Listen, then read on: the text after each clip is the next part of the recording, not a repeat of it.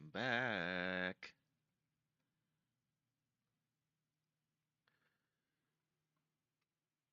You already know what time it is.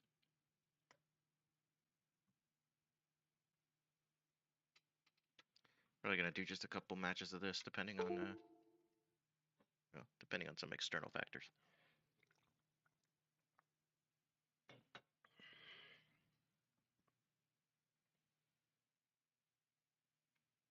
They have a Rainbow Six mobile? Oh, this.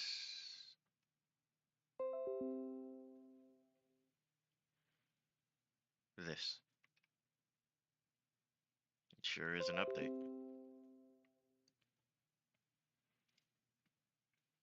Get on your knees, bow down to your sensei. It's like I'm fucking Christina Ricci the way I put it down on a Wednesday. Adam's family shit. No one handed me the keys, so I took that bitch. Ow!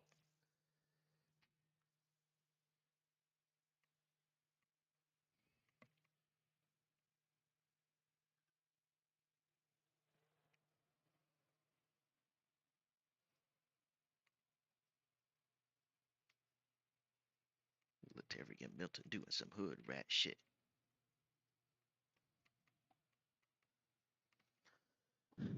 It is what it is, and that's how it's gonna be. Oil in my pan, burn it down low key. Y'all know me. I hit hard like Apollo Creek. You ain't never had a friend like me.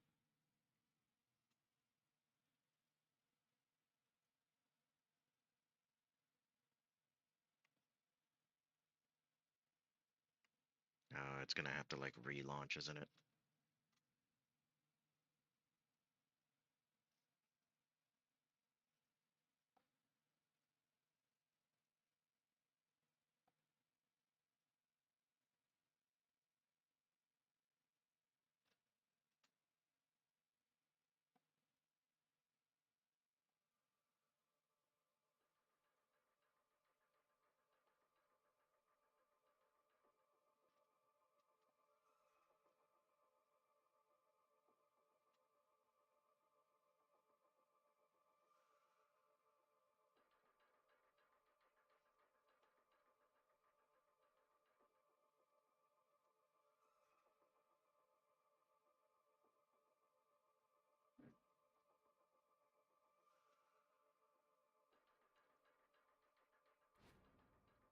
Yep.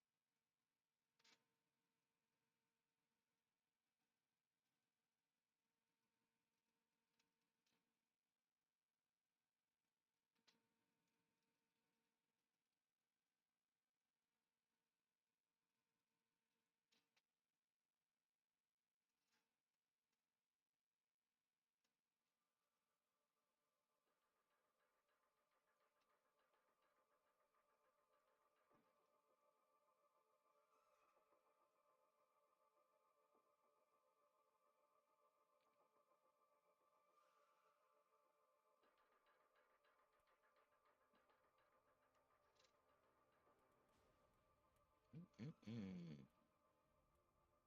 Still gold 2. Wow, I'm barely 22 RP in gold 2.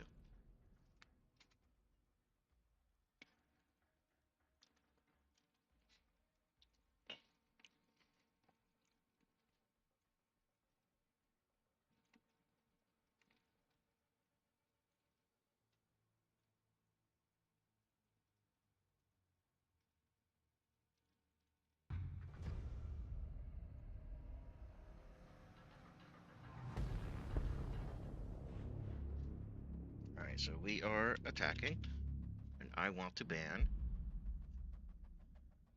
Oh,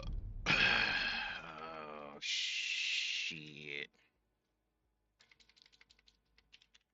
I'll ban there. Actually, don't hate Outback as much as I used to. Why would you ban Bank? Do people don't like Bank?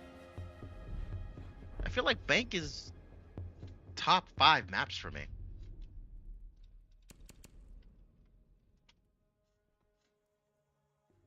I don't get it. Whatever.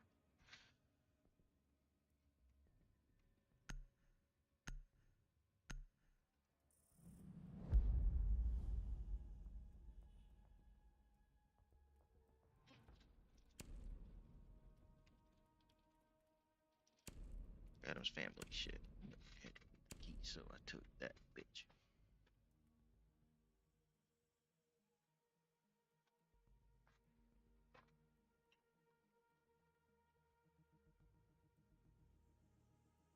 Jewish swag. That name is so bad it's good. Oh, I should have made sure my mic was working. We need to locate a bomb. Let me take a second to do that, actually. It's probably gonna be 2F anyway. Testing, testing, testing, testing. 1, 2, 3, 4.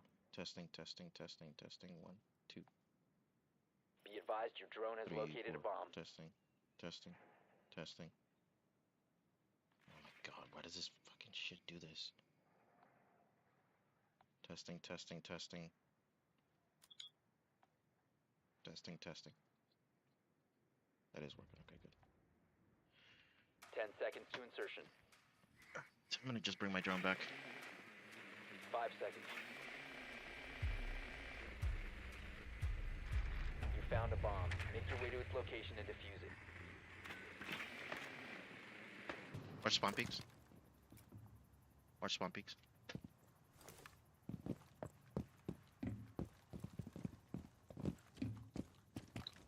Remove this? I did. I'm back.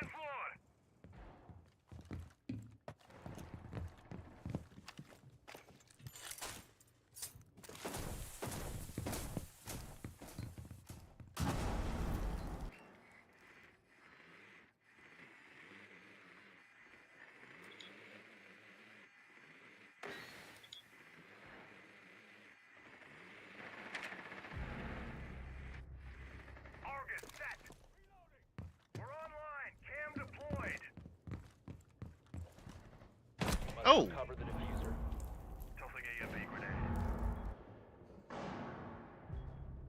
Just barely didn't see him in time. One friendly operator remaining. Unlucky. I should have drawn that. I just randomly approached it like an idiot.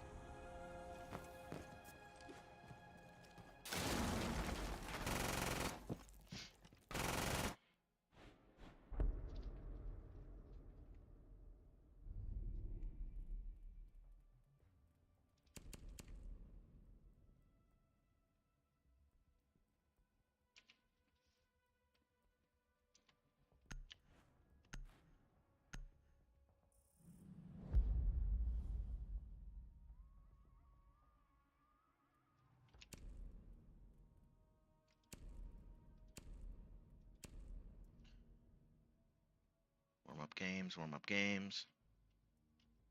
I don't know why I didn't drone that the second time.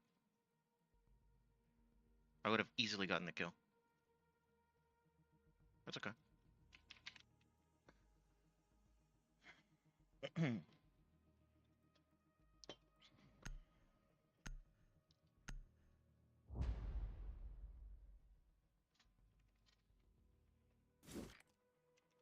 We need to locate a bomb.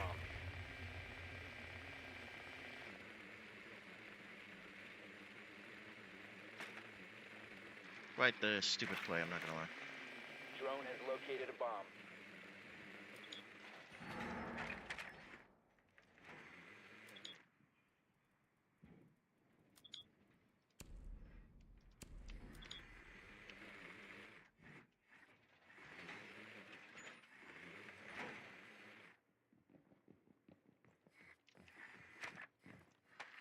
Ten seconds to insertion.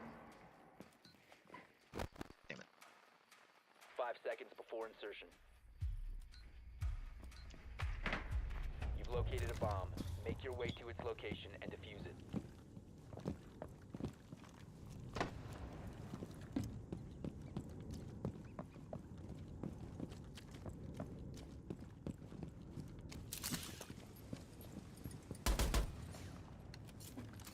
I'm reloading.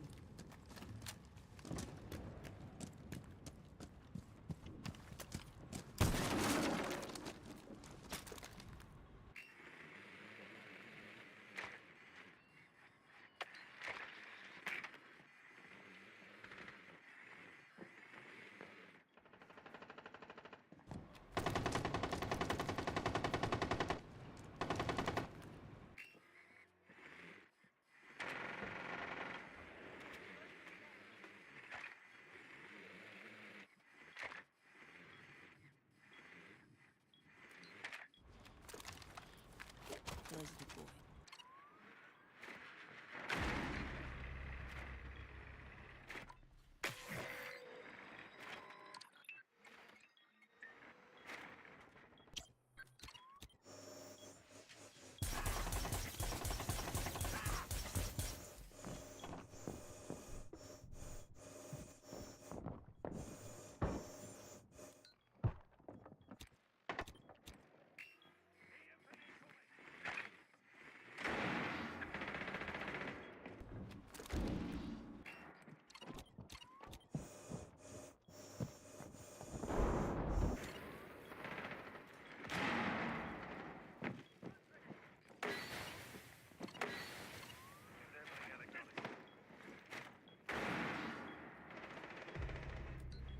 Here's one. Ping 3, ping 3.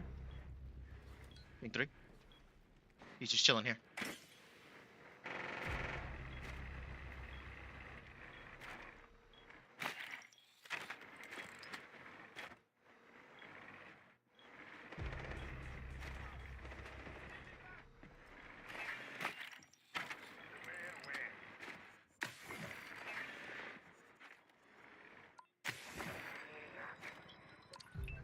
One friendly operator remaining.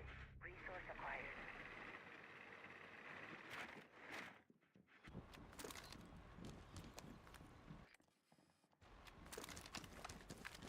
Guns deployed.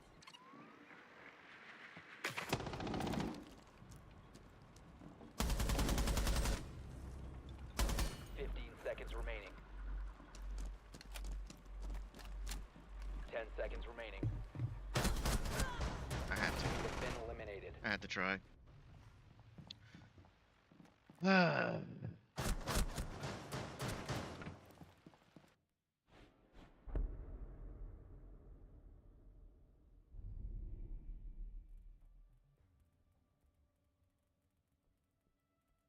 It takes me way too long to hack that stuff. I need to just use my drones and go.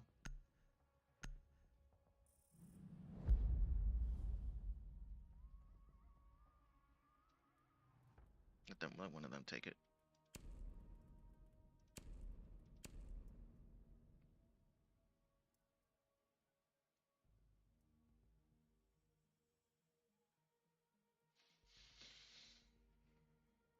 Hmm.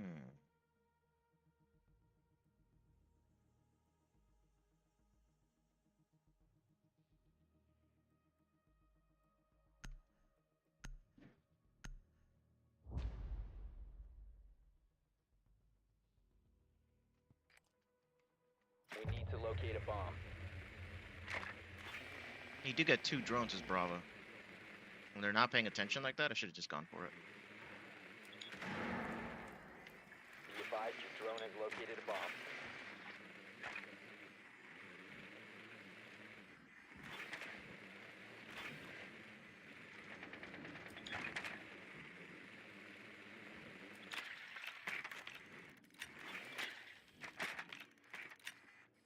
Yep. 10 seconds to insertion. Insertion in 5 seconds. You found a bomb. Make your way to its location and defuse it. Changing max.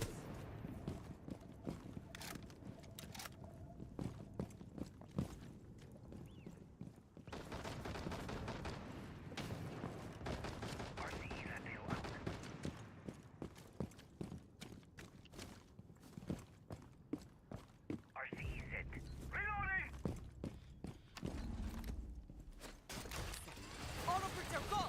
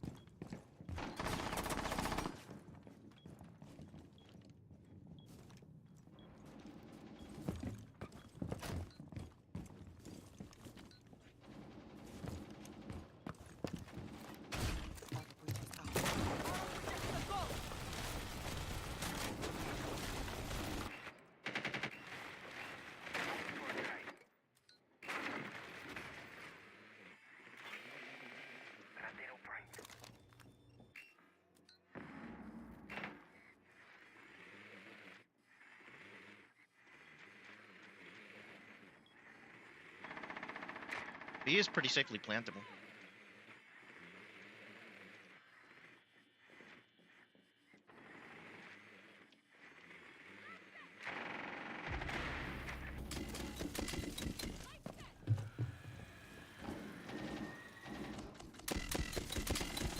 Must recover the diffuser. Boogie is a go!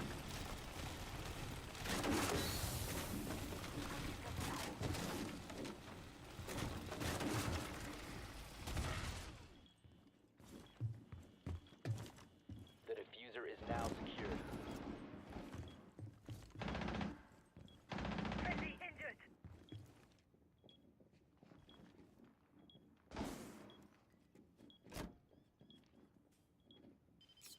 diffuser is no longer in your possession. Friendly, Dude. last operator standing. 15 seconds left. 10 seconds remaining. We have been eliminated. Ah, my whole team just died.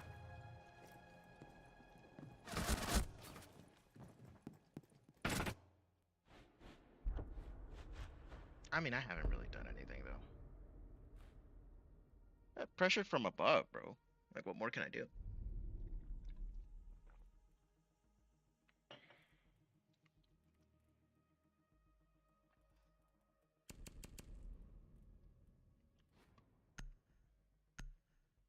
We didn't get off a single plan. We didn't plant. We didn't win a single site. And I barely got a single kill.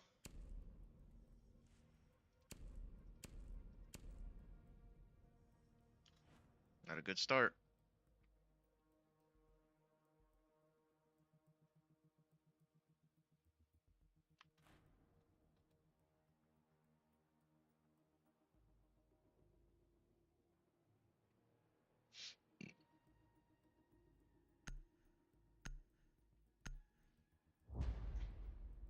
Yeah, pressure from above, but I didn't get a kill from above. And I could have done. Secure the area. Keep the bombs protected. Is that gonna cover the whole thing? Alright, there it is.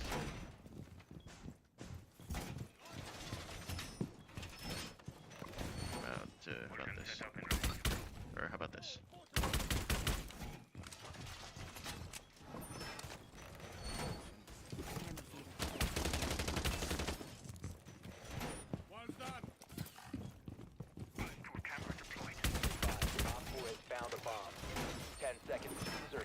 Oh, I shouldn't do that. He's gonna kill it. Reloading. 5 seconds. New camera feed up and running. Bomb located by Op 4. No, they blocked us in entirely. New feed active.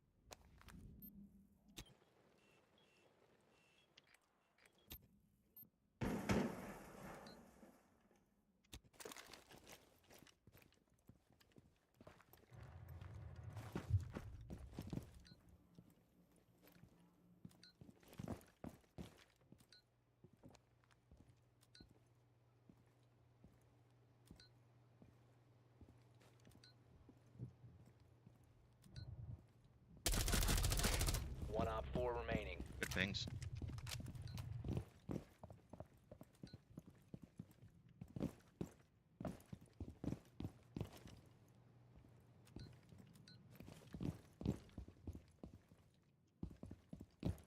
Let's wait.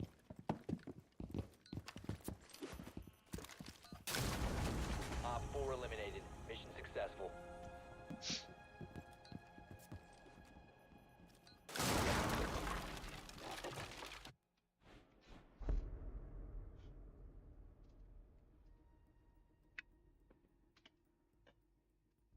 I almost aced. They're probably gonna ban my my homegirl now.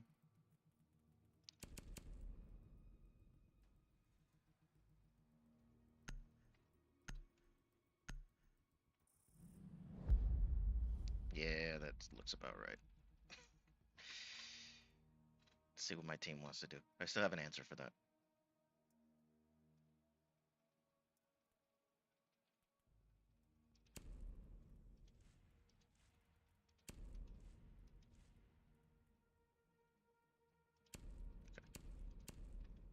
That's winnable.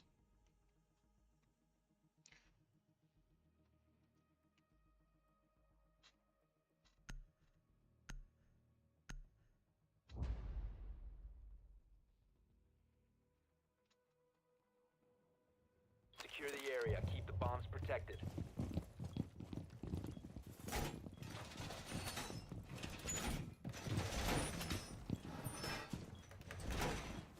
I should have liked to do things another kind of way, but that's okay. Maybe like this. That'll do.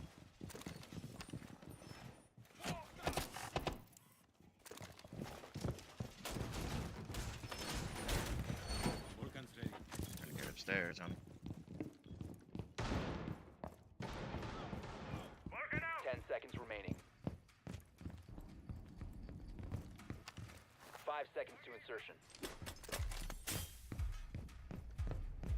You must protect your bombs from being defused by Op 4.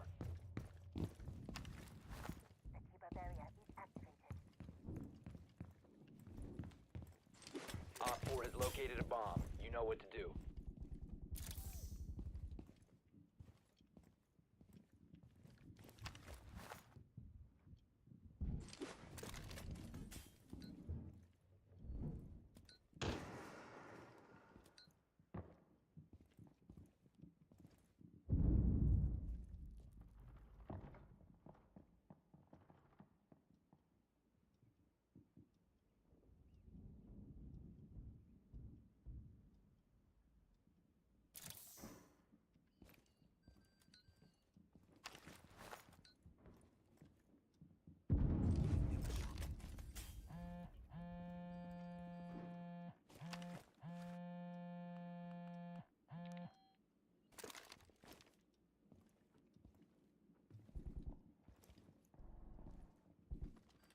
hear someone up here.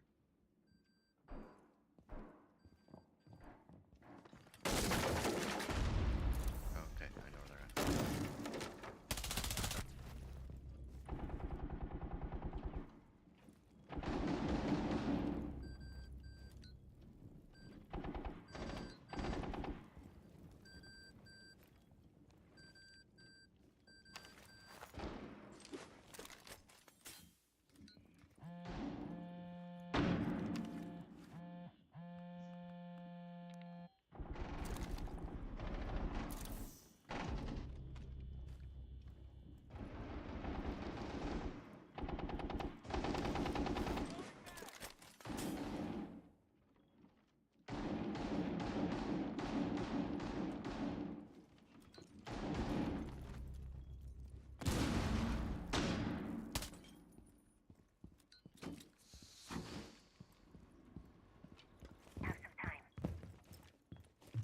Alright, we're chilling. Reloading.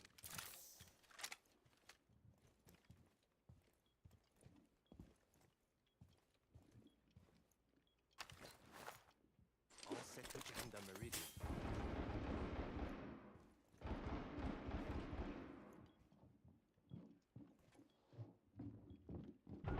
One op 4 remaining.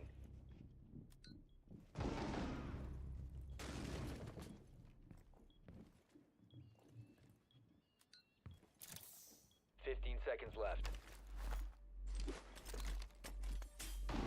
10 seconds to go. 5 seconds left. Op 4 eliminated. Mission successful.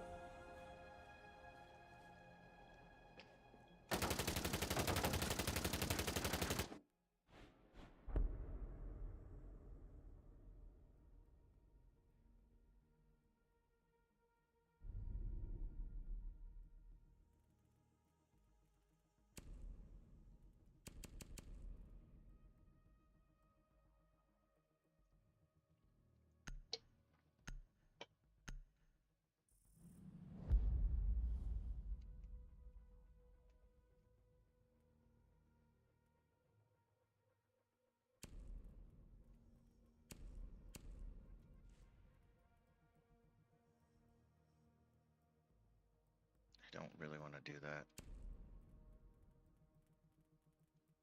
Gonna force me to play Mozzie.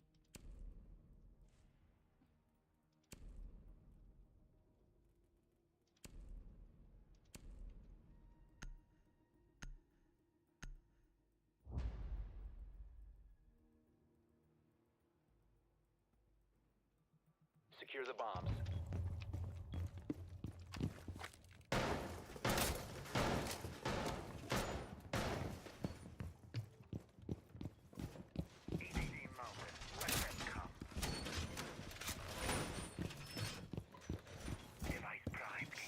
Be advised, a bomb location has been compromised.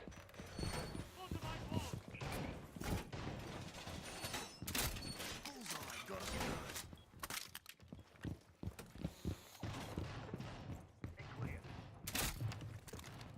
10 seconds remaining. 5 seconds left. What the fuck is it? There we go. Op 4 has located a bomb. What's my drone?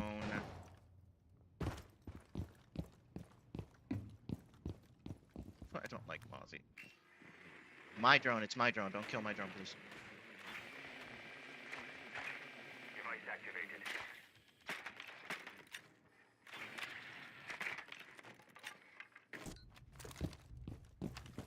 C4 out. He shoots, he scores. That's a drone.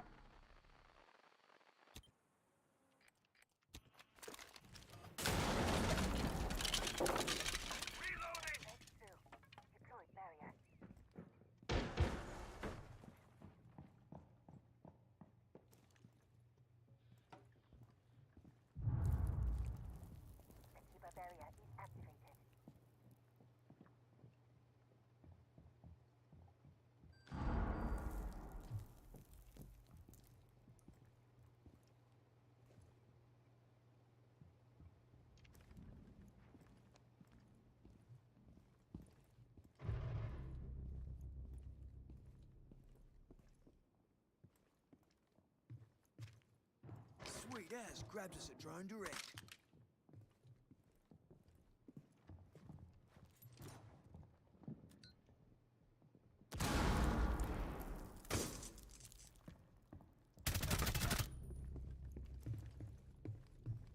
Changing mags. Deployed.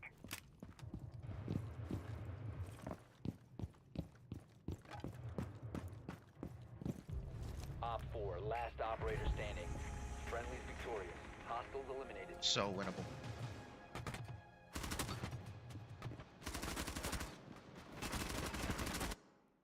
You got that Jewish swag.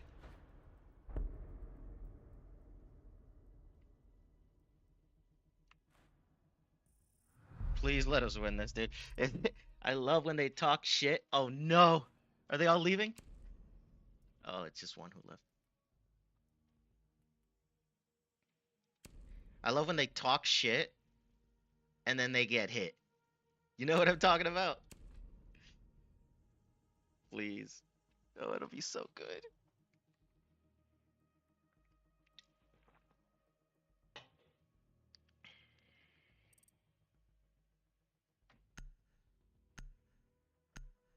Damn, he came back before the round started. Fuck. I think that counts. I think he's still in. We need to locate a bomb.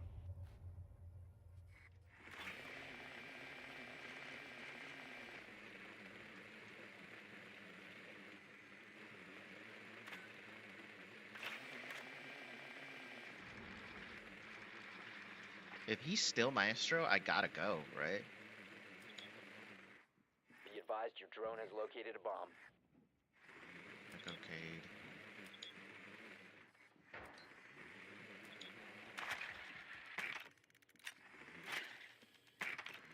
10 seconds to go. 5 seconds to go. You found a bomb. Make your way to its location and defuse it. Bumpings. Swapping mags.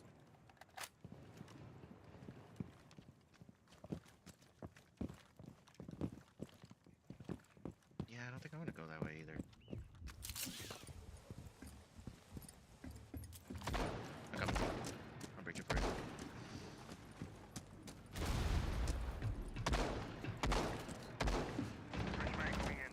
Drone active.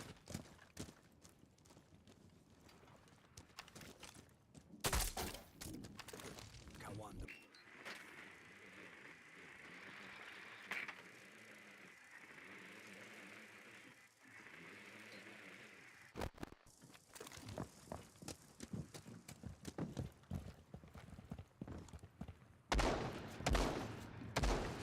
Swapping mags.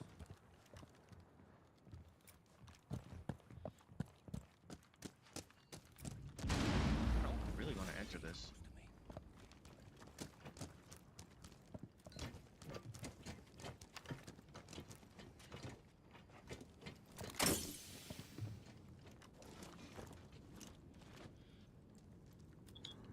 You cover my drop?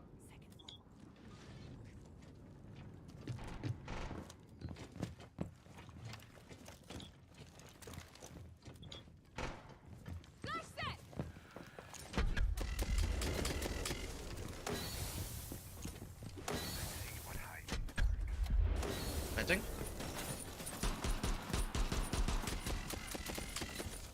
Is active. Protected at all costs. Watch our backs. Watch our backs.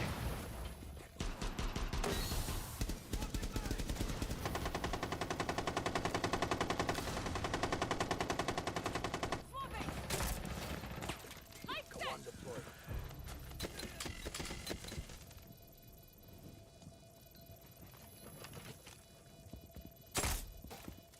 Kawan deployed successful. Target acquired.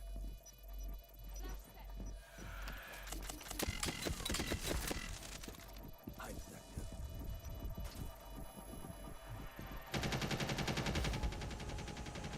Bomb defused. Mission Well successful. done.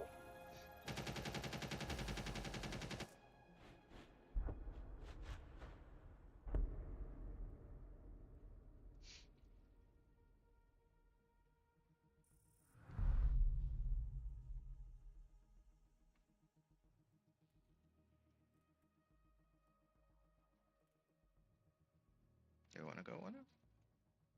Or lab?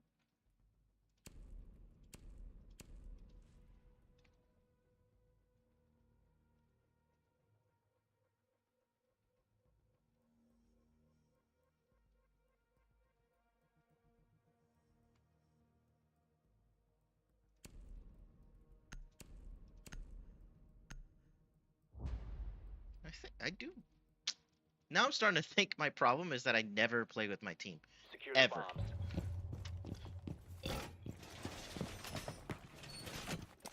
I'm thinking, you know what? No, that has less finesse. About that.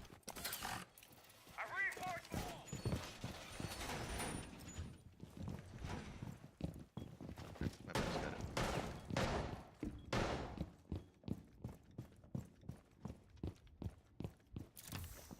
As designed, Kiva activated. Op 4 has located a bomb. Plan your defenses accordingly. Down to 10 seconds. 5 seconds left. Device activated. Op 4 has located a bomb. Be ready for hostile action. I'm gonna hold this power position here. We have some time.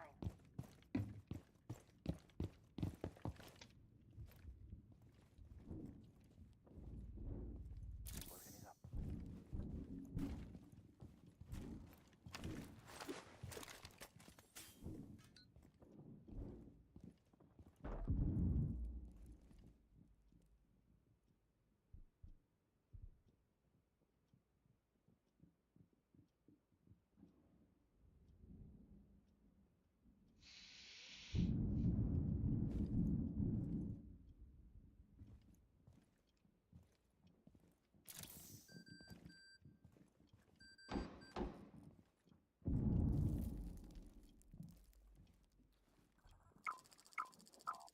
Close to me.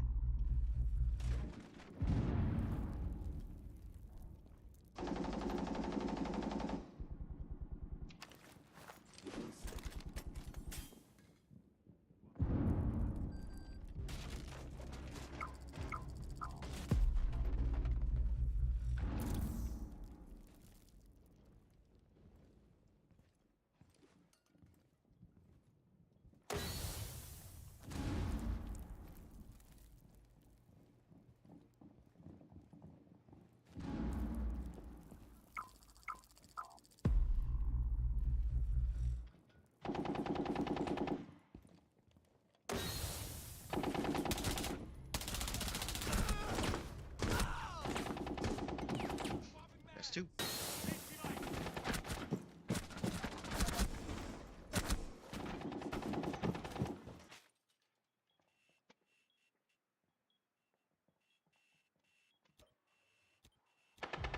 One Op 4 remaining.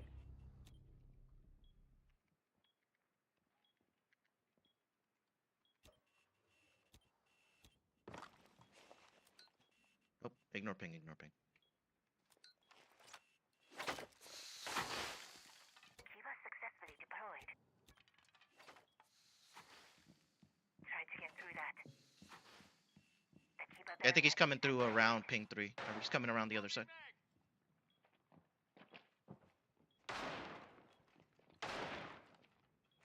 Yeah, he's here. He's here. Visible. Breaking, breaking.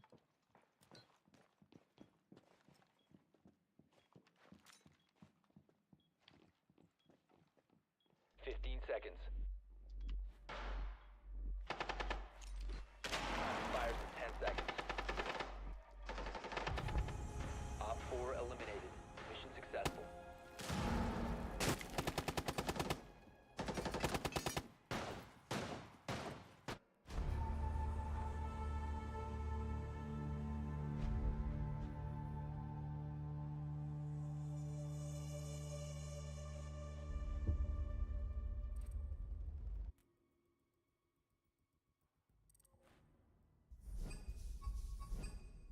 Can't say shit to me.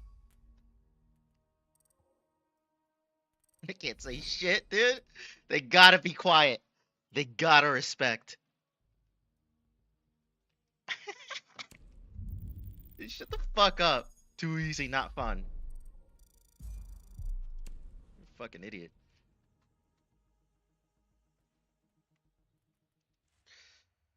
All right, here I am wondering if I should get like breakfast or something. So you want to do? Um, I think I'm gonna turn this into a quick Path of Exile stream while I order.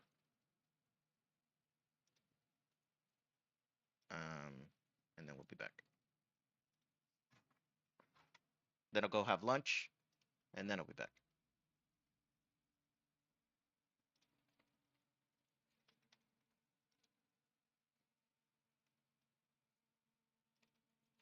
That was mwah, that was peak Siege. Peak Siege. And I think lesson learned, right? I'm not playing with my teammates enough because I didn't win a single attack round because every single time I tried to go on my own. I might die on my own and lose the plant, and either way I'm going to have a hard time actually planting anyway. And why is my team pushing to There's a bunch of reasons that it's stupid. I should have known that. I should have known that. So don't go it alone. Hang out with your team. Or don't get the defuse. That's one of two things. If I'm gonna go alone, I can't have defuse.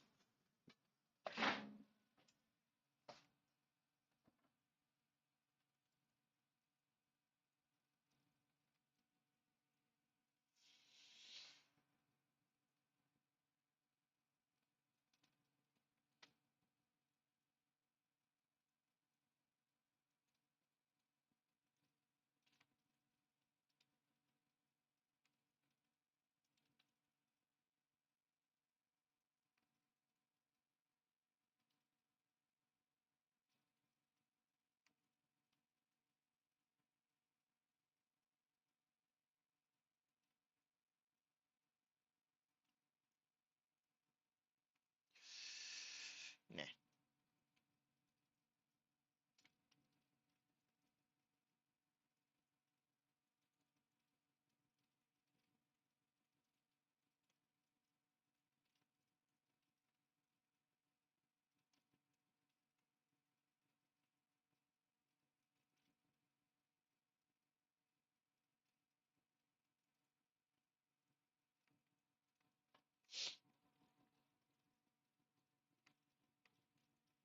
Sorry, I know nothing's happening on the stream. You're just gonna have to give me just a minute here. And I'm gonna put on a fucking podcast.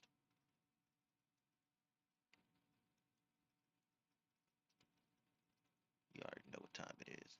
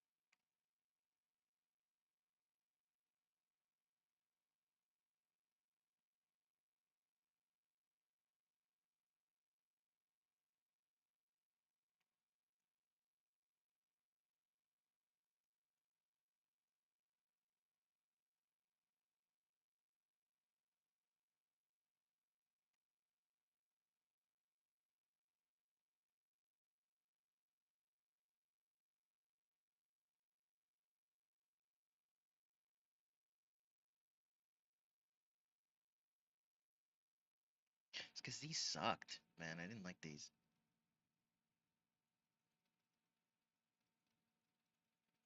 These were great.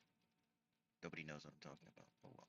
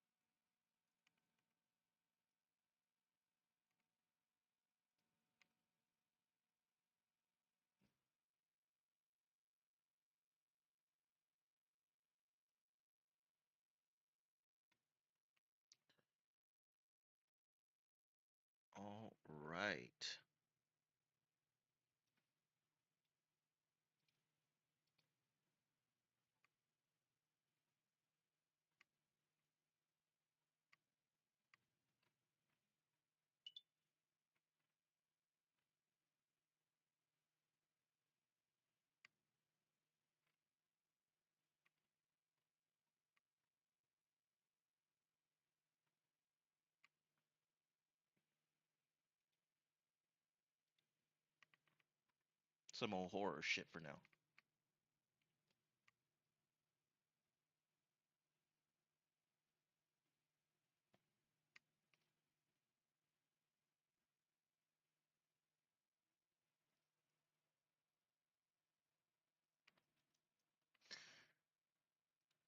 All night long, all night, all night, all night long, all night.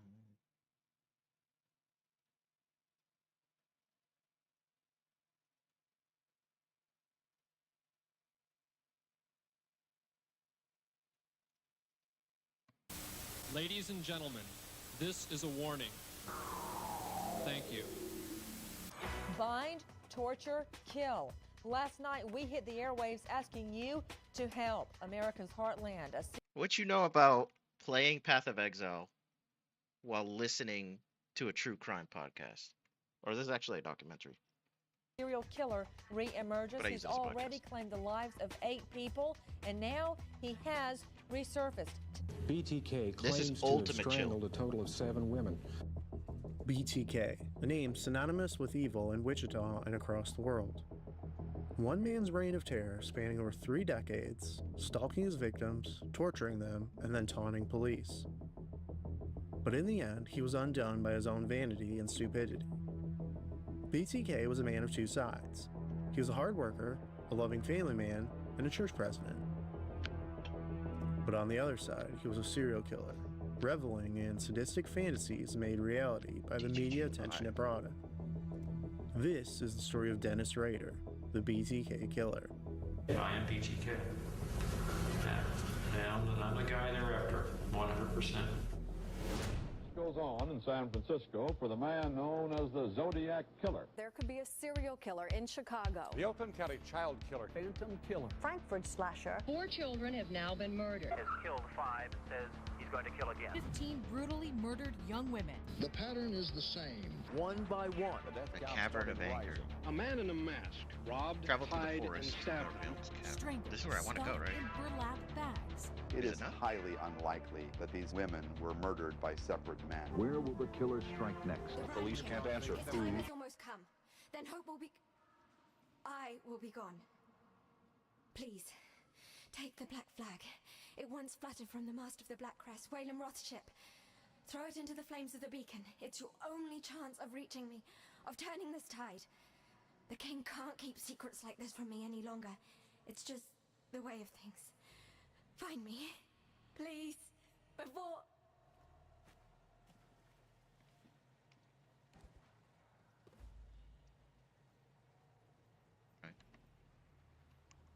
Or why? That's the question that we'll never know. I don't want to live the rest of my life wondering if this person's going to be caught. I believe that there's someone out there that has knowledge. And he's probably still at large.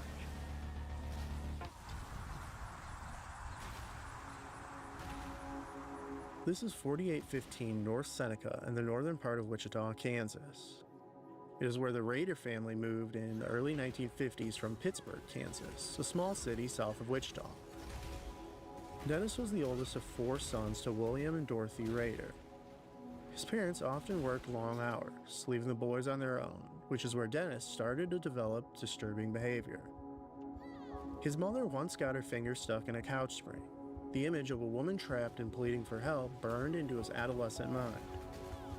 This would develop into him becoming a voyeur, spying on women in nearby houses while he would be dressed in women's clothes or panties and tie a rope around his neck while pleasuring himself. He would hang dogs and cats and watch them die. He would fantasize about women being tied in bondage, Annette Funicello from the Mouseketeers being a particular favorite fantasy. By the time he graduated from Wichita Heights High School in 1963, he was described as a quiet, hardworking young man who chose his words carefully. He did not care much for music, joining any sports or clubs, and had no sense of humor. Post-graduation, he worked at a local grocery store until enrolling in Wesleyan College in Salina, about 90 miles north of Wichita in the fall of 1965. After 1 year, he would drop out due to bad grades and would enroll in the United States Air Force, training at multiple bases across the South before being stationed in Okinawa, Japan for the bulk of his 4-year enlistment. He would mainly work on installing radar equipment, and by the time he was honorably discharged in 1970, he had attained the rank of sergeant, serving an additional 2 years as a reserve soldier when he moved back to Wichita. It was at this time that he met 23-year-old Paula Dietz, a fellow WHHS graduate, and the pair were married in less than a year. They would purchase a small 3-bedroom, 960 square foot house at 6220 Independence Street in Park City, a suburb north of Wichita and just a couple miles from his childhood home. Today, the home is this vacant lot, sold to the city and demolished following his arrest. Yeah, I need to get that guy. For over 30 years, the Rader family lived in this home, having 2 children while Dennis would go back to college, earning his electronics engineering degree in 1973. He then enrolled in night classes at Wichita State U, which would take him 6 years to graduate with a Bachelor of Science in Administration of Justice.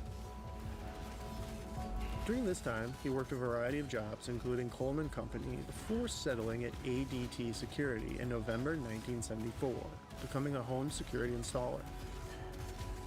But the earlier part of the year, he had been between jobs and restless. Paula had begun working at the VA hospital in the city, but didn't like driving in the snow, so Dennis took her to work. After dropping her off, he would begin what he called trolling, driving or walking around neighborhoods and campuses around the city, watching women. As he did, his fantasies of binding, torturing, and strangling them resurfaced.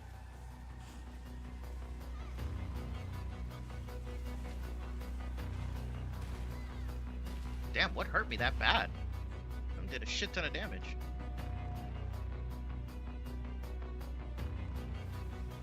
One day, he spotted 34-year-old Julie Otero and her 2 children exiting their new home at the corner of Edgemore and Murdoch Avenue, on the east side of the city. He began keeping a logbook of projects, or PJs as he referred to them, deciding the Oteros, which he named PJ Little Mex, would be his first. He would scope out the house over a period of 2 months, learning the family's movements, all the while compiling a, quote, hit kit consisting of a gun, cords, knives, and burglary tools. If you read much about serial killers, they go through what they call the trolling stage. Basically, you're looking for a victim at that time. And you could be trolling for months or years. But once you lock in on a certain person, then you become stalking. And that might be several of them, but you really home in on that person. I got this fantasy. I started working out this fantasy in my mind, and once that person become a fantasy, I could just loop it over. I'd lay in bed at night thinking about this person, the events, and how it's going to happen, and it became a real. No, like I didn't mean to do that. You know, I wanted to oh go ahead my and produce God, it, what a direct it, and moron! go through with it, no matter what the cost or the consequences. It was going to happen one way or another. Maybe not that day, but it was going to happen. It was 8 a.m. January 15th, 1974 when he struck.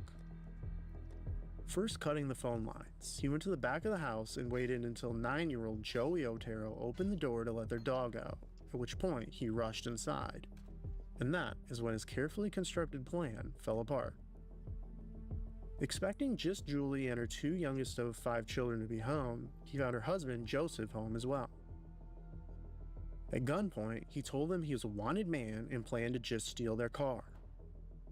After putting the dog in the backyard, he led the family to the living room and then to the front left bedroom where he tied them all up. He would put a bag over Joseph's head and tied it, leaving the man to suffocate while he used a rope to strangle Julie. He then moved on to 11-year-old Josephine Otero, strangling her and then placing a bag on Joey. At this time, Julie resuscitated and began screaming, and Dennis went back to strangle her again. He then took Joey into the back bedroom and covered his head in a shirt, placing a bag. He then moved on to 11-year-old Josephine. He would put a bag to the After putting the dog in the backyard, he led the family to the living room and then to the front left bedroom where he tied them all up. He would put a bag over Joseph's head and tied it, leaving the man to suffocate while he used a rope to strangle Julie. He then moved on to 11-year-old Josephine Otero, strangling her and then placing a bag on Joey. At this time, Julie resuscitated and began screaming, and Dennis went back to strangle her again. He then took Joey into the back bedroom and covered his head in a shirt before placing the bag over it and tightening it until he would suffocate.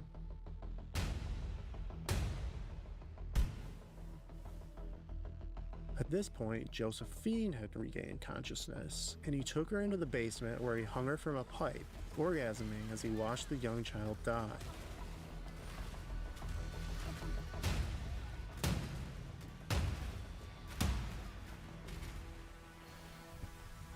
It was just started with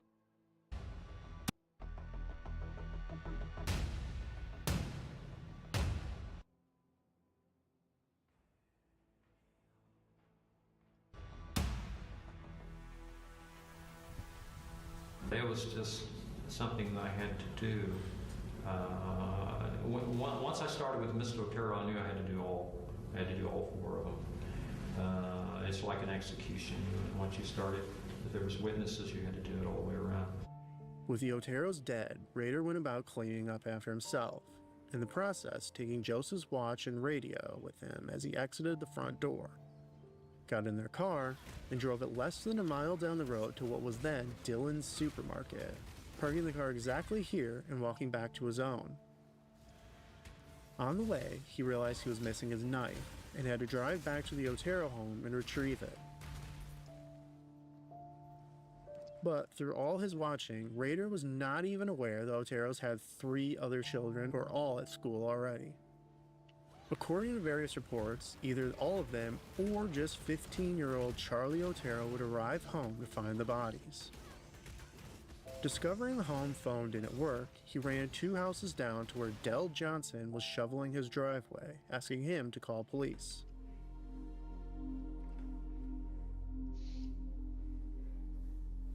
It's kind of fucked up. Low key. Witnesses reported seeing a dark-complexioned young man crawling outside the home. This sketch being released of the suspect. Police stated that the murders showed similarities to 2 other recent criminal activity in the area, but did not elaborate. However, they did say they were looking into the shooting of 26-year-old Michael Williams, who was shot by 2 Caucasian men at his home 3 days earlier. Williams had been a co-worker of Julie Otero when she worked at Coleman, having been laid off 2 weeks previously. A secret witness program was launched, with a reward of $5,000 for information leading to the killer or killer's arrest. As what would become known as one of the most intense investigations in Wichita's history went on, local channel KAKE-TV decided to pull their airing of the film The Boston Strangler from its scheduled showing the week following the murders. On the other side of the coin, the police chief decided to show photos of all 4 victims at the crime scene, starting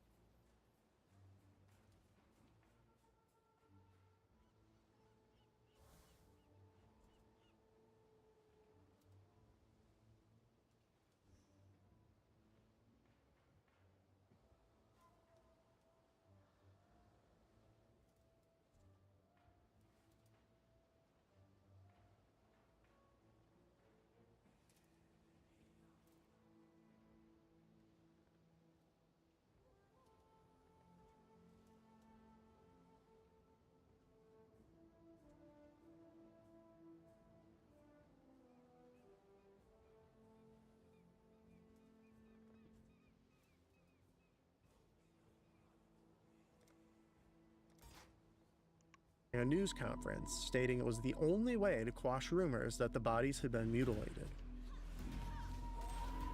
Police would focus on the Otero's background as their main lead, believing the motive stemming from a grudge over Joseph's history of reselling items back at their homeland of Puerto Rico.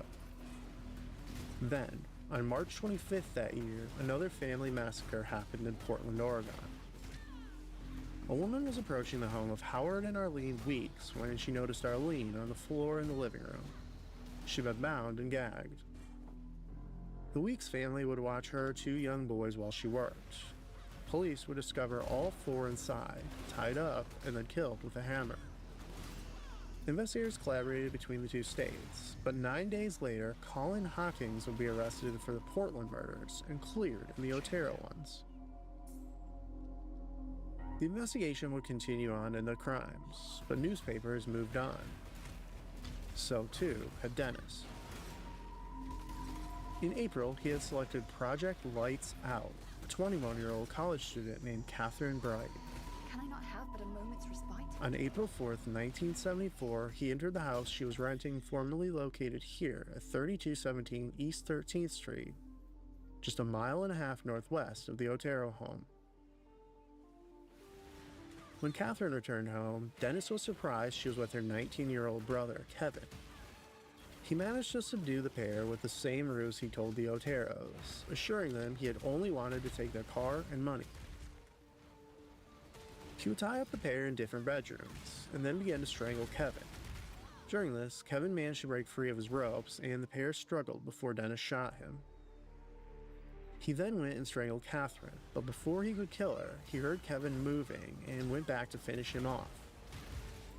Kevin managed to fight yet again and grabbed Dennis's second gun in a shoulder holster, but Dennis managed to jam it with his finger before using his other gun to shoot him in the head. Knowing he could not continue to strangle Catherine, he would use a knife to stab her 3 times. Meanwhile, Kevin had managed to survive and miraculously fled the house and ran down the street. Probably need that for my other character. Dennis would quickly clean up, but was forced to walk back to his own vehicle parked north in Fairmount Park when he could not get either of the Brights' cars to start. Just a block south of the WSU campus, Dennis had left his car parked here to keep it out of sight. Catherine would be rushed to the hospital, but died from her wounds just a few hours later. His failure would leave Rader frightened from committing more acts. But in October that year, after 3 men were arrested as suspects in the Otero case, he would break his silence. On October 22nd, Don Granger from the Wichita Eagle newspaper received a phone call from a young man telling him a letter from the real killer of the Oteros could be found inside a mechanical engineering book in the main branch of the Wichita Public Library.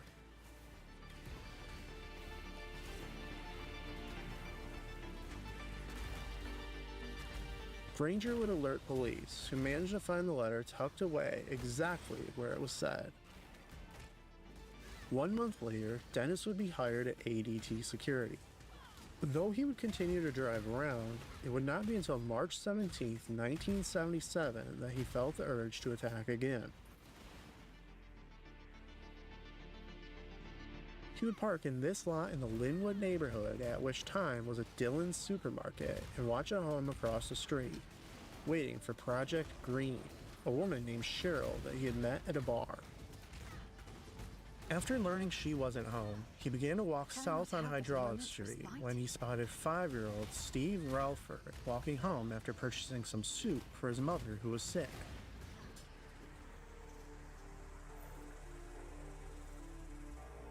Rader followed the boy 1 block down to his home, claiming he checked on one other house before approaching 1311 South Hydraulic Avenue and knocking on the door.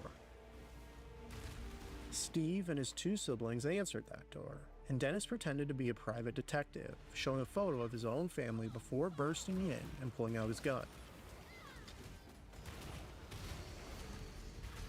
As he pulled the blinds down, 26-year-old Shirley Vianne Relford came out to see what the commotion was. Rader attempted to tie the children up but could not, so he locked them in the bathroom by tying a rope to the door and threw some toys inside within before blocking the other door with the bed. He next took Shirley to the bedroom, informing her he only wanted to have his way with her. As he was tying her up, the frightened mother, who loved to sing in her church choir, threw up. Feigning compassion, Dennis got her a glass of water before putting a plastic bag on her head and tying a rope around her neck.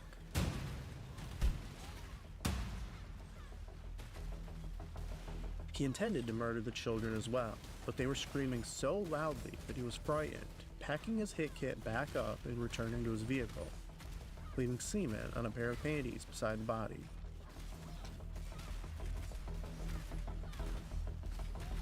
Police would travel to New Mexico to question her ex-husband in the crime, but had nothing to hold on him.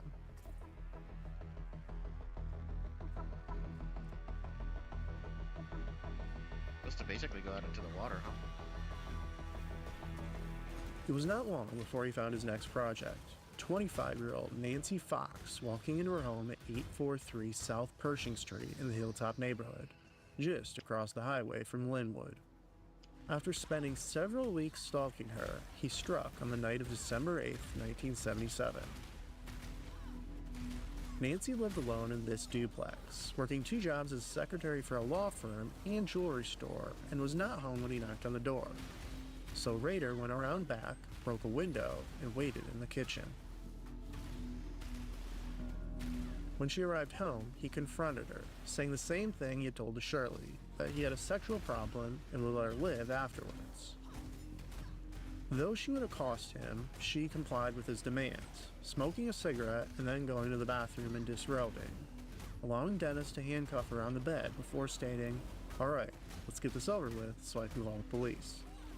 But Rader never intended to let that happen. Once the cuffs were on, he told her he had done the Otero murders before strangling her with his belt. Afterwards, he would remove the handcuffs and tie her arms and legs with pantyhose before masturbating over the body.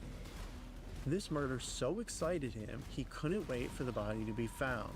And the next day, he parked his work truck at this plaza near Old Town and phoned police at a public telephone formerly located here. Yes, you will find a homicide at 43 South Pershing. Nancy Fox.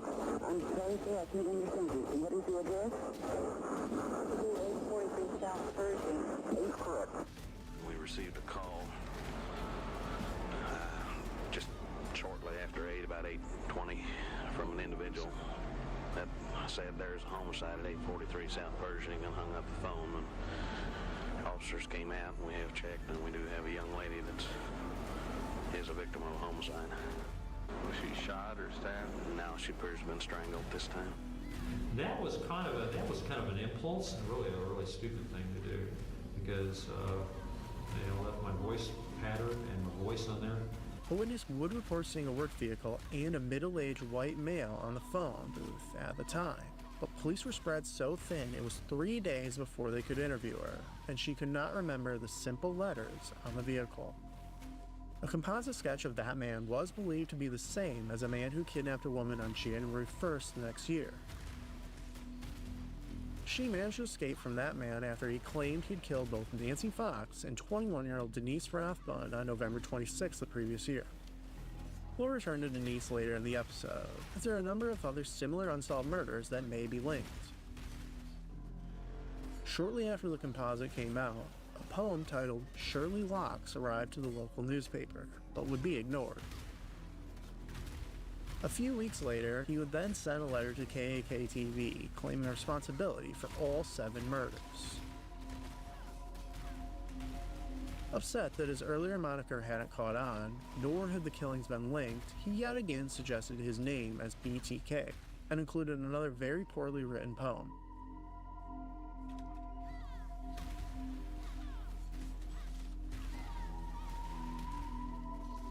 It's true, I read the poems.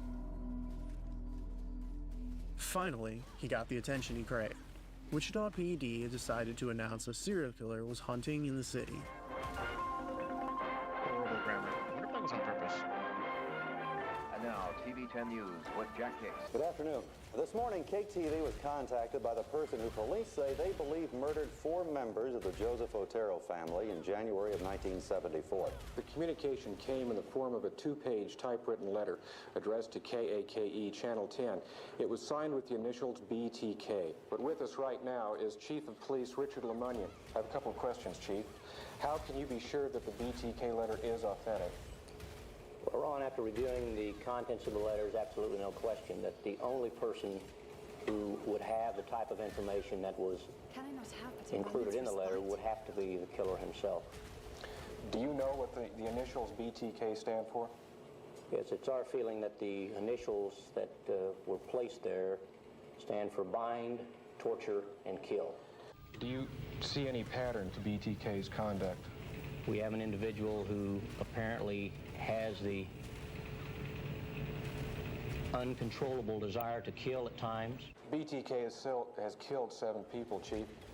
What kind of leads do you have? Well, very honestly, we have no solid leads at all. We have absolutely nothing that will point us to any one particular individual. A fear spread.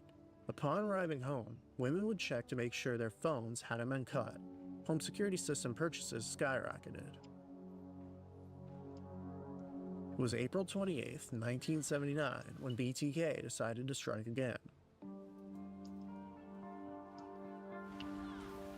Less than 2 weeks after the notorious Herman Hill riot, Dennis would break into the home of 63-year-old Anna Williams, who lived at 615 South Pinecrest, just blocks away from Nancy Fox's home. She would hide in her bedroom closet, waiting several hours, but Anna had gone to a square dance with her granddaughter and afterwards paid a visit to her daughter's house. When she returned back to her own home, Anna discovered her room in disarray and some jewelry missing. When she picked up the phone to discover it dead, she immediately fled her house. When police found knotted ropes left in her closet, the grandmother would learn just how close she'd come to becoming victim number 8. On June 15th, a manila envelope was delivered to her home from their burglar. In another poorly written poem, he lamented the fact she did not return home. But then, BTK went silent.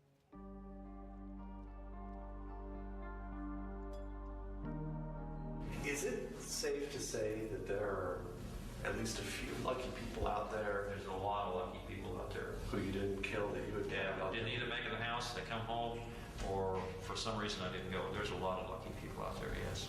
There have been more, probably, if I would have. Oh gosh. This could be difficult. I know what this is.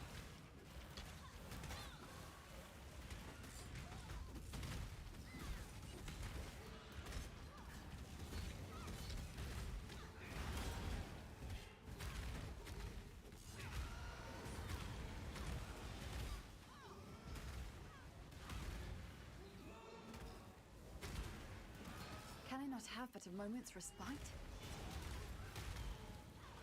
Dude, will you die?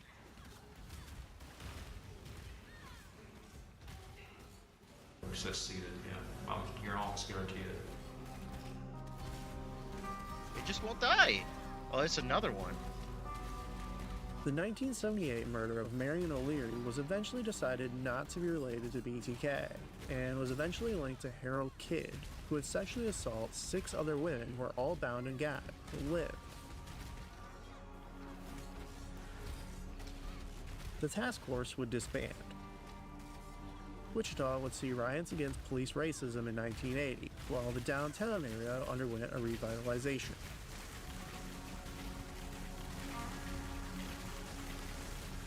In oh my God! A 10-person I can't get task out! force was formed to revisit the BTK murders. What the fuck?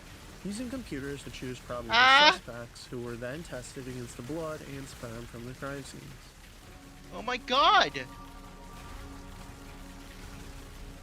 After 3 years with no hits, just one detective was left on the case. Which fucking one of you is doing still this? Out there. Dennis Rader had become a Cub Scout leader when his son joined and served on his church's council, all the while stalking his projects. He had started watching Maureen Hedge, a 53-year-old widow and mother of 3 who lived just 6 houses down from the Raiders, whose husband had just passed away in 1984. On April 27th the following year, Dennis complained he had a headache and left an overnight camping trip with the Boy Scouts to go get some aspirin. Instead, he drove to a bowling alley, purposely spilled beer on himself, and then called a cab pretending to be drunk. He had the driver drop him off at the Jardine Memorial Park, just north of his neighborhood, on the pretense he was going to walk it off. Instead, he crept around back of the hedge property and spotted her car. When he broke in, however, he found she was not home and laid in wait. Before long, Maureen returned with a male companion, who would eventually leave around 1 a.m. When the woman fell asleep, he crept out, threw on the bathroom light, and pounced, strangling her with his bare hands. He then wrapped her body in the bedspread and placed her in the trunk of the car and drove it to the Christ Lutheran Church, which is across the road from his old high school, and where Dennis had keys to the building as a council member. Okay. Can you fuck off? Like the spectral ordinance. The current church building was constructed in 1997, after the former building was demolished the previous year. And it was in the basement of that building where Dennis would tape sheets over the windows and proceed to photograph Maureen's body in various bondage poses.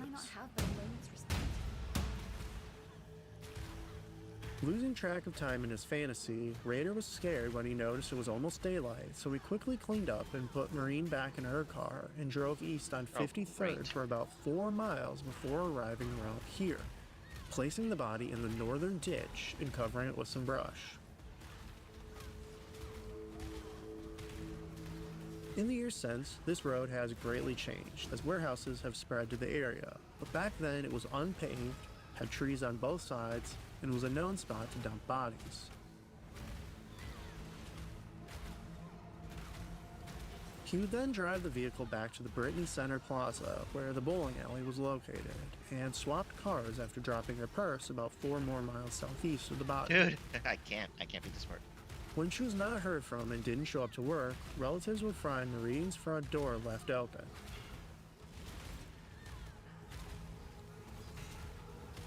Five days later, the car was found.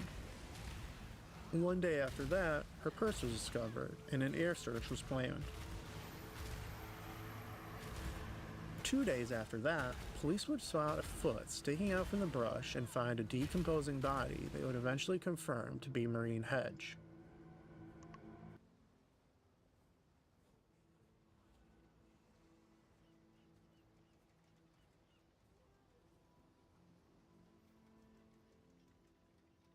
What, I gotta do it again?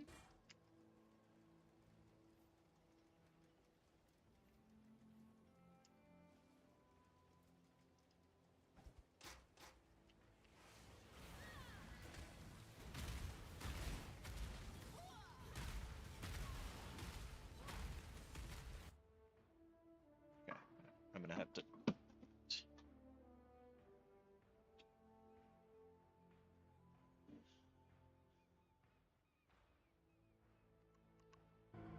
The FBI developed a profile on the killer, stating he was likely an unmarried loner with a high school education. He was not linked to the previous decade's BTK murders.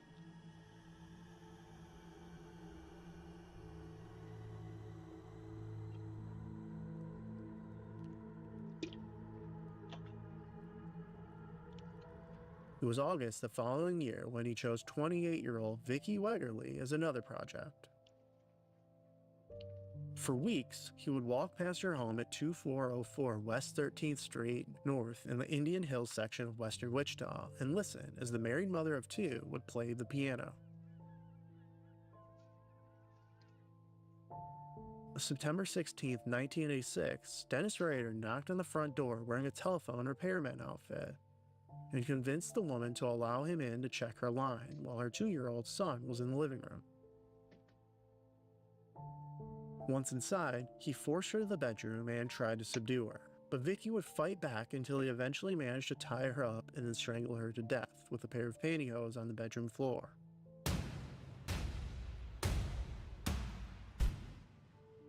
The family's dogs were in the backyard and barking loudly, so Rader would quickly pull her shirt up, snap several Polaroids, and then took her car, driving just 2 blocks west and leaving the car here on Edwards Court. In that short drive, Vicki's husband had passed her car, bedroom floor.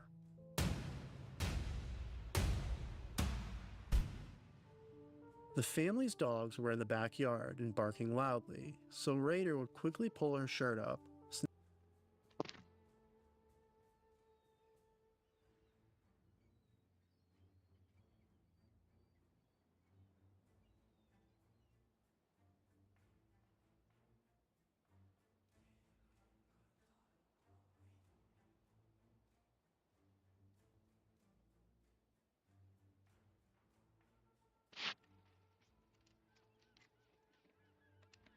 snapped several Polaroids, and then took her car, driving just 2 blocks west and leaving the car here on Edwards Court.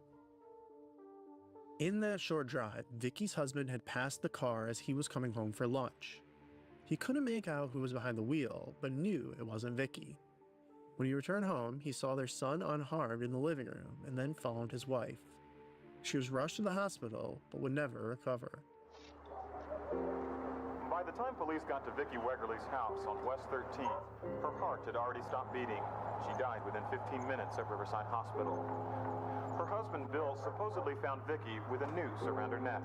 Their 2-year-old son, Brandon, was playing in another bedroom at the time of the murder. Bill Wegerle would fail 2 polygraph tests and would remain the primary suspect in his wife's murder until BTK's capture. Just a few months later, Philip Fager and his 2 daughters were found murdered in their home, which is almost on the direct opposite side of the city from the Wegerle house.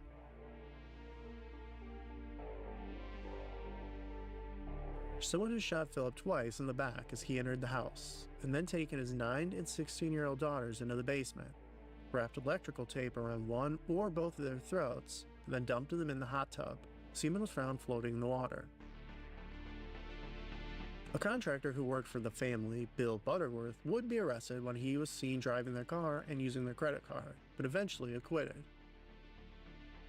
The surviving wife would receive a letter from BTK early the next year, claiming he was impressed with whoever had killed the family, including a drawing of how he imagined the crime occurred, though it is not accurate at all. That same year, Dennis was fired from ADT for not filling his quota. He would also get 2 restraining orders from women over the next few years that he had stalked. 6 other stranglings in 1987 would be compared, including the Fager.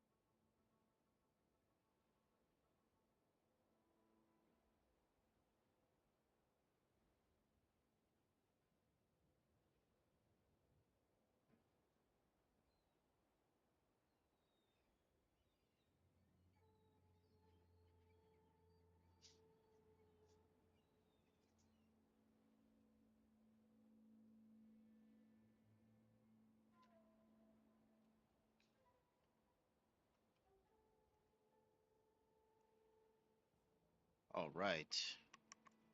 But police stated all but Vicky's had been found or placed in water during the murders. Let's finish this and then I'll 4 years later, James Cromwell would be convicted on one of those murders, that of 6-year-old Ernestine Hoyce, as well as the 1991 murder of Isabel Moore. That same year Cromwell was convicted, Dennis would start up his next project. 62-year-old Dolores Davis, who lived on the outskirts of town, at a home on North Hillside Street, formerly located here. Dolores was a divorced mother of 2 who had just retired and worked as a Mary Kay cosmetic consultant on the side. Gosh. He would nickname her Project Dogside after the kennel that still operates beside the home.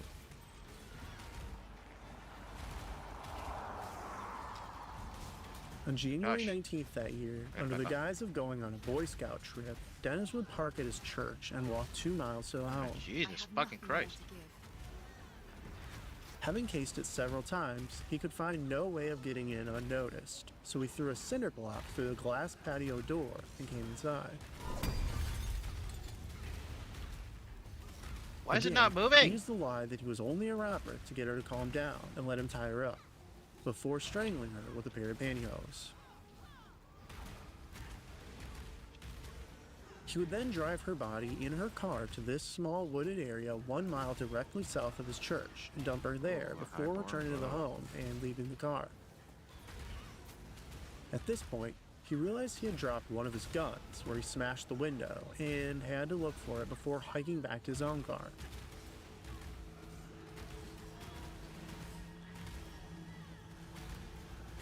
Next, he would return for the body, where he would then drive it almost 10 miles north to the Jester Creek Bridge, placing Dolores underneath before going back to his Boy Scout event. Far too much baggage. The next day, he would return and pose the body for photographs using his mask, which he left lying beside her.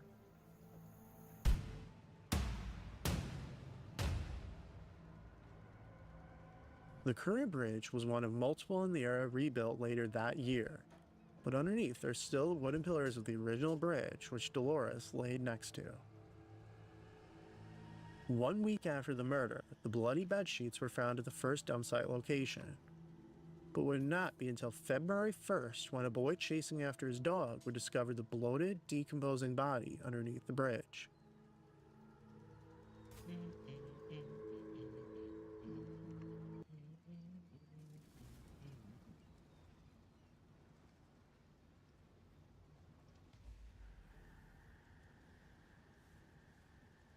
What the fuck did I just do? Oh.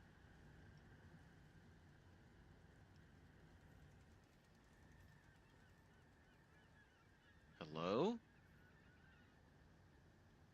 So you're the shite that's gone and summoned me to the beacon, eh?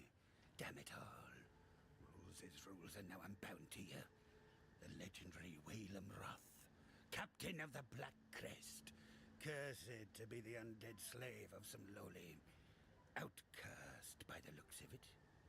You got an ass for a brain in a tick skull of yours? Of course I'll ferry you to the Brine King's bloody reef. I'd be wanting to discharge this accursed duty and get back to me afterlife. It's not right. Not natural being above water without a beating heart in me chest. So get yourself aboard and be quick about it.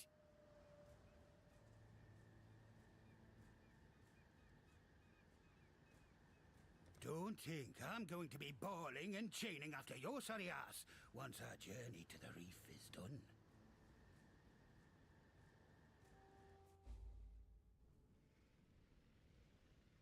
Right, well on with it then. Go find yourself a salty sovereign to dethrone. Fool's errand, if you ask me. Old Bryony will gut you like a fish, but at least with you dead in the water, I'll be free to get on with me own voyage. So off you go, matey. Lord of Salt and Scales, what we used to call him. They say when the gods got the boot from our lands, that monstrosity went to sleep down in the deep. Dreamed the kind of dreams that cause all sorts of guild abominations to rise up, to plague and hunt us for what he thinks we must have done to him.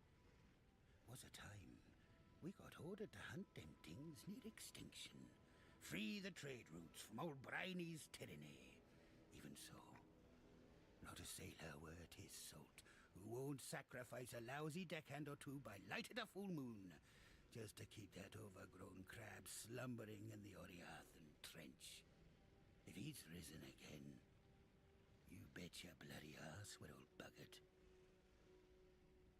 Whatever, bro. I kill gods for a living.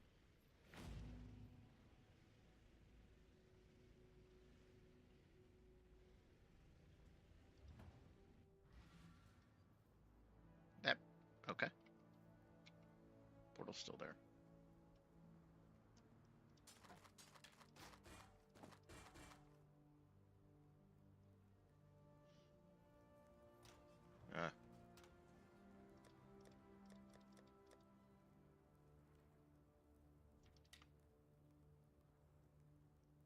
War axe.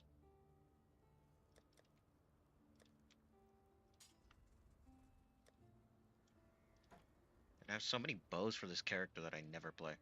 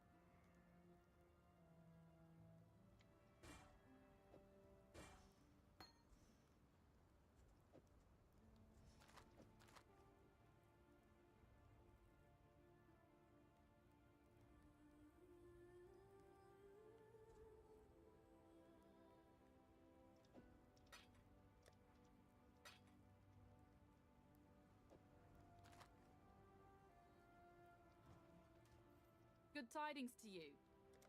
Yeah, I know the Brine King. What pirate doesn't? Drown me fair share of mutineers under the full moon. This voice Keep actor is old the only king one who slumber sucks. when storms threaten, you see. If he's been roused from the depths, it'd be nothing but ill tidings for those of us with air in our lungs.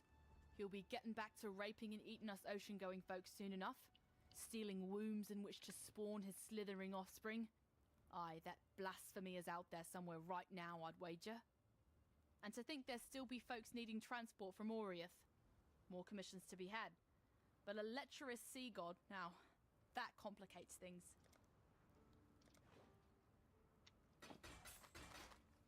That voice actress is no Time good. and tide wait for no man.